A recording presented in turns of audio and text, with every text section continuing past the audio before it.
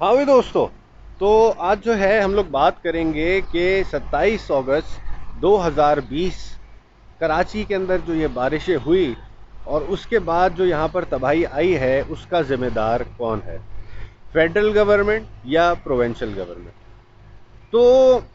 इन दोनों में से मैं तो यही समझता हूँ कि दोनों ही ज़िम्मेदार हैं और दोनों की अपनी पंचायत अपने मसले मसाइल हैं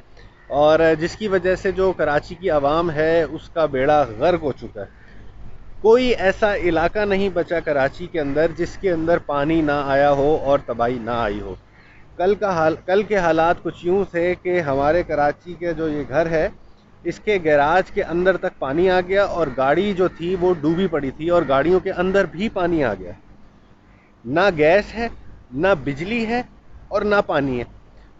और आप घर से बाहर भी नहीं जा सकते कि अगर आप लोगों के घर में पेट्रोल ख़त्म हो गया है तो आप अगर घर से बाहर जाना चाहें तो आप घर से बाहर नहीं जा सकते। अगर आपने खाना खाना है तो गैस तो आ ही नहीं रही, चूल्हा तो जल ही नहीं रहा, तो आप अगर बाहर से खाना लेने के लिए जाएं, वैसे तो रेस्टोरेंट सारे बंद हैं, मगर अगर इन केस अगर कोई खुला हुआ भी हो कि रोटी बंदा ले ले तो वो भी आप नहीं जा सकते। गटर उबल गए, गटर का पानी आपके बारिश के पानी के साथ रोडों के अंदर मिक्स हो गया और उसके बाद जो हालात हुए हैं वो अल्लाह ही जानता है। तो ये सब बारिशों के बाद जो है एक दो अंडर पासिस के पास जाके आपने पानी निकलवा के और तस्वीरें खिंचवा के पोस्ट कर दी हैं, तो इससे तो कुछ नहीं होगा ना। आप लोग जब सिटी प्लानिंग करते हैं तो सिटी प्लानिंग करने के वक्त आपको चाहिए कि अपना सीवरेज का निज़ाम भी देखें और ड्रेनेज किस तरीके से होगी, बारिश होगी तो पानी कहाँ जाएगा।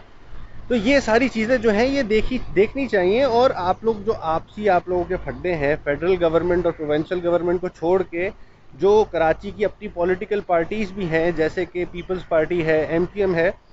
इनके भी आपस के अंदर जो फड्डे हैं सारे, वो फड्डे ये लोग सॉल्व कर नहीं रहे और एक दूसरे को ब्लेम किए जा रहे हैं। वसीम अख्तर किसी को ब्लेम कर रहा है, चीफ मिनिस्टर साहब किसी और को ब्लेम कर रहे हैं और जो है ना इमरान खान जो है वो कह रहे हैं कि जी मैंने एफडब्ल्यू और आर्मी को बोल दिए। तो यार आप खुद सोचो ना कि ये आखिर कब तक चलेगा। यू नो इतना आसान तो नहीं है ना कि जी आप लोग यहाँ कराची के अंदर टैक्स भी ले रहे हो और टैक्स लेने के बावजूद आप लोग कोई एक फैसिलिटी नहीं दे रहे। यानी कि कोई लग्जरी चीज़ तो छोड़ दो ना, हम तो सिर्फ बेसिक नेसेसिटी मांग रहे हैं कि यार हमें पानी बिजली गैस दे दो। रोटी कपड़ा मकान तो दूर की बात है ना, रोटी भी जो है हम खुद ही मेहनत करके कमा लेंगे, पानी बिजली गैस तो हिसाब दो। तो इसकी जो ये आप लोगों ने जो सारा सिस्टम किया है,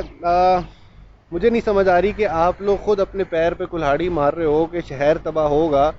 तो शहर तबाह होने के बाद आप लोगों को टैक्स कौन देगा भाई। तो जो है ना बड़ा डिसअपॉइंटमेंट हुई है कि जी हम लोग यहाँ पे इतने अरसे से रह रहे हैं और इतने अरसे से यहाँ पे रहने के बाद जो है यहाँ पर जो है इस तरीके के हालात बन गए हैं कि बंदे को शहर छोड़ के जाने पर मजबूर किया जा रहा है। और जब यहाँ के लोग पाकिस्तान से बाहर जाके रहते हैं तो उनको फैसिलिटीज़ जो वहाँ की हुकूमत देती है वो फिर यहाँ के जो भी वो कानून बनाते हैं फिर वो लोग फॉलो भी करते हैं। जैसे कि भाई कचरा बाहर ना फेंकें, कचरा बाहर फेंकने से आप लोगों को खुद ही नुकसान होगा और आप लोगों के जब बारिशें होंगी तो नाले बंद होंगे और आप लोगों के घरों के अंदर ही पानी आएगा। यहाँ की जो पॉलिटिकल पार्टीज़ हैं उन लोगों के जो कारकुन हैं उन लोगों को बर्दाश्त नहीं होता कि भाई उनकी पॉलिटिकल पार्टीज़ के बारे में बंदा कोई बात करे, हालांकि वो सारे खुद भी तकलीफ़ के अंदर होते हैं और उनकी ऊपर जो एडमिनिस्ट्रेशन है उनका जिस तरीके से चाहे ब्रेन वॉश कर दे और उन लोगों को जिस तरीके से नचाना चाहे नचा दे। तो जो है ना इस तरीके से भाई ज़िंदगी नहीं चलेगी। और मैं खुद पर्सनली जो है वो सियासी बयानात नहीं देता और जो है ना इन पॉलिटिक्स के ऊपर बात नहीं करना पसंद करता, मगर अब क्या करें भाई, जिस तरीके के हालात बन गए हैं। अब मैं आप लोगों को दिखाऊं कि यहाँ जो रोड है, रोड के ऊपर आप खुद हालात देखो, ये देखो हालात देख रहे हैं, पीछे पानी देख रहे हैं, ये पानी अभी खुद ही कम हुआ है, कोई एक बंदा नहीं आया यहाँ के पानी को हटाने के लिए। तो ये जिस तरीके के हालात हैं कि आप घर से बाहर नहीं जा सक रहे और आप घर के अंदर महसूर हो गए और जो है ना तकलीफ़ दे मकाम है, बहुत ज़्यादा तकलीफ़ दे मकाम है। तो मेरी गुजारिश है कि जी आप सारे जितने भी लोग हैं वो अपनी मदद आपके तहत अपने बच्चों को सिखाएं कि जी कचरा बाहर नहीं फेंकें और इतनी जो तालीम आप लोग बच्चों को दे रहे हैं और जो स्कूलों के अंदर जा रहे हैं वो अगर कुछ नहीं सीख रहे, तो मैं तो यही कहूँगा कि जी आप लोग खुद पर्सनली भी उनको सिखाएं घर के अंदर कि जी आप भाई कचरा फेंकेंगे तो नुकसान आप ही का होगा, आपका शहर है, आपका अपना घर है, वो खुद ही गंदा होगा। यहाँ आप सी व्यू पे चले जाओ तो गंदे पैम्पर फेंके में, आप रोडों पे चले जाओ तो खाने पीने के छिलके और हर चीज़ सड़क के ऊपर फेंक देते हैं। तो ये इस वजह से ही आपके नाले सारे बंद हुए हैं। अदरवाइज़ तो मेरा नहीं ख्याल कि अगर ये खुद आवाम जो है वो खुद सुधरी भी हो तो वो इतना नुकसान हो। और उसके अलावा कराची के अंदर मैंने खुद देखा है कि अभी मैंने एक फुटेज आई थी और उस फुटेज के अंदर मैंने देखा कि जो नया नाज़माबाद बनाया है तो वो सारा डूबा हुआ है। तो जो नई हाउसिंग सोसाइटी भी बन रही है या जो बनी है वो लोग भी सीवरेज का निज़ाम जो है वो ठीक नहीं कर पाए अपने जो सिटी प्लानिंग के अंदर है।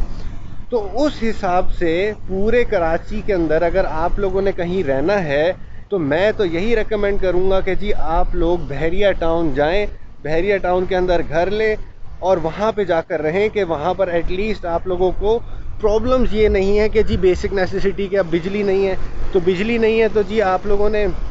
जनरेटर ख़रीदना है, तो ये सब मसले नहीं है। बारिश होती है तो जी सीवरेज का अच्छा निज़ाम है, वहाँ पे सारा पानी जो है निकल जाता है, रुकता नहीं है। और एक सोचने वाली बात है कि एक बंदा मलिक रियाज जो कि गवर्नमेंट के अंदर नहीं है, उसने अपनी एक हाउसिंग सोसाइटी बनाई है तो वो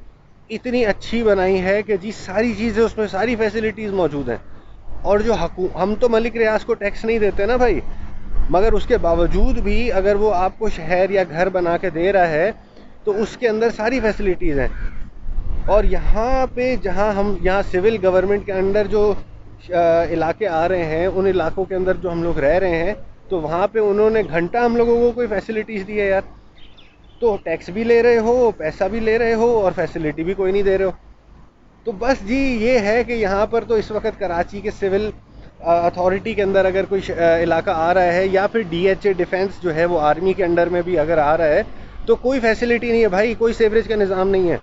इन लोगों ने तालीमें हासिल की हैं, पता नहीं क्या हासिल की है, कि इन लोगों को बताया ही नहीं है कि भाई जब आप एक इलाका प्लान करो तो नीचे आपने गटर की लाइनें डालनी है। हमें पता है कि DHA फेज़ 4 के अंदर इन्होंने कोई उस इलाके को बनाने के बाद कोई 8-10 साल के बाद इन्होंने सीवरेज की लाइन डाली है। तो बड़ा अफसोस है भाई, बड़ा दुख होता है। बस जी उम्मीद यही है कि जी आप सब लोग अपना ख्याल रखेंगे और बिला वजह घर से बाहर ना निकलें। आज भी बारिश की प्रेडिक्शन है और जो भी ज़रूरत का सामान है वो आप लोग अपने घरों के अंदर लेके रखें। आगे मुहर्रम आ रही है, 9-10, वैसे भी छुट्टियां आ जाएंगी, सब कुछ वैसे ही बंद होगा। तो आप लोगों को चाहिए कि जो भी आप लोगों का ज़रूरत का सामान है वो वक्त पर लेकर रख लें और जो है ना अपना ख्याल रखें और कचरा बाहर ना फेंकें। और अगर आप लोगों को मूव होना है तो मैं आप लोगों को पर्सनली रेकमेंड यही करूँगा कि जी बहरिया टाउन में जाकर मूव हो, ताकि आप लोगों की ज़िंदगी आसान हो, मुश्किल ना हो। आज की वीडियो यहीं तक, अपना ख्याल रखेगा। अल्लाह हाफ़िज़।